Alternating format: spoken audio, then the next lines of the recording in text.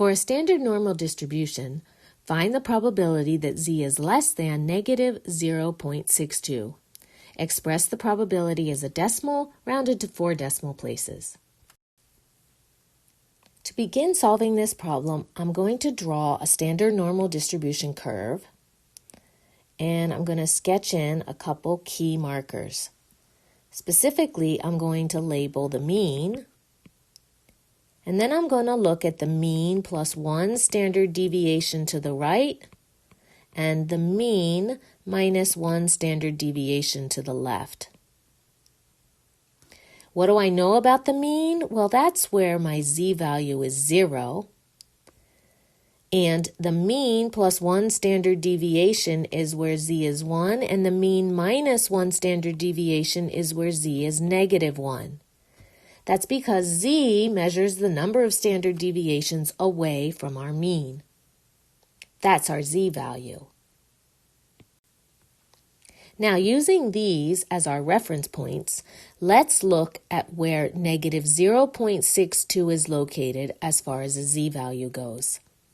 So the z-value of negative 0.62 is going to lie in between negative 1 and 0. It's going to be a little closer to negative 1. So I'm going to put it right here on my chart or on my picture, and that is z is negative 0.62 right here at this location. And we are specifically asked to find the probability that z lies less than this number. So I'm looking for the probability that z falls over here to the left of negative 0.62. In other words, I want to calculate how much area is under my standard normal distribution in that blue shaded region. I'm going to use our standard normal table to calculate that. So when we refer to our standard normal table, remember that the areas in this table represent that shaded band, that yellow shaded band.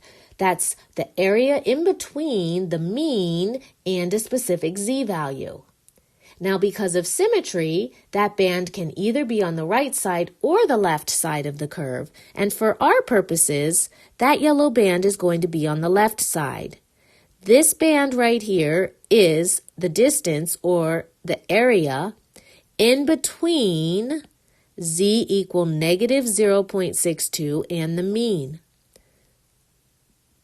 And this area here is what's represented down in these standard normal table area charts. So how do I use this chart to get this area? Well, I search for a z-score. And again, because of symmetry, it doesn't matter whether the z is positive or negative. We're looking at its value away from the mean. So I'm looking at 0.62, that absolute value. So if I locate the row 0.6 and the column 0.02, that gives me my z-value of that gives me my z-value of 0.62, and where that row and column meet or intersect gives me a value 0.23237, and that right there is an area. It is the area of the yellow band that falls in between the z-score and the mean. So the area of that yellow band is 0.23237. Another way to look at it, if you want, is to think of that as 23.237% of the area under the curve falls in that yellow band. So that's another way to think about it. Knowing this fact, how are we going to find the blue area? How much area is falling in the blue region?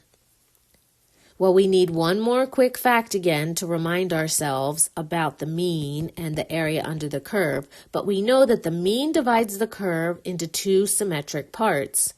So the total area to the left of the mean is always going to be 50%.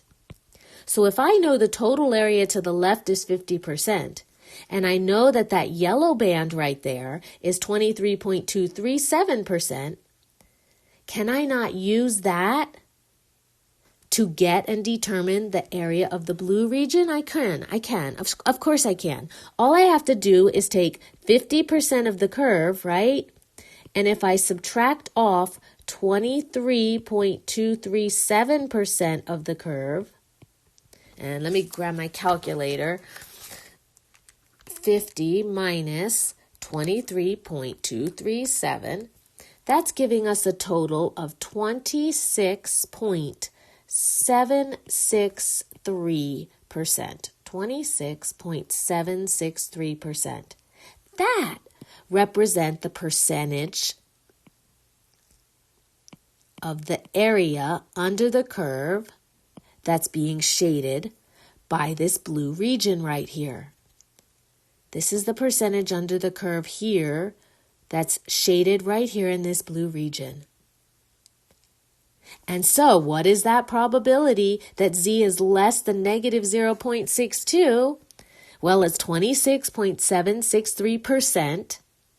And expressed as a decimal means we have to move our decimal point 2 places to the left. And so that means that the probability that z falls to the left of negative 0.62 is 0.2676.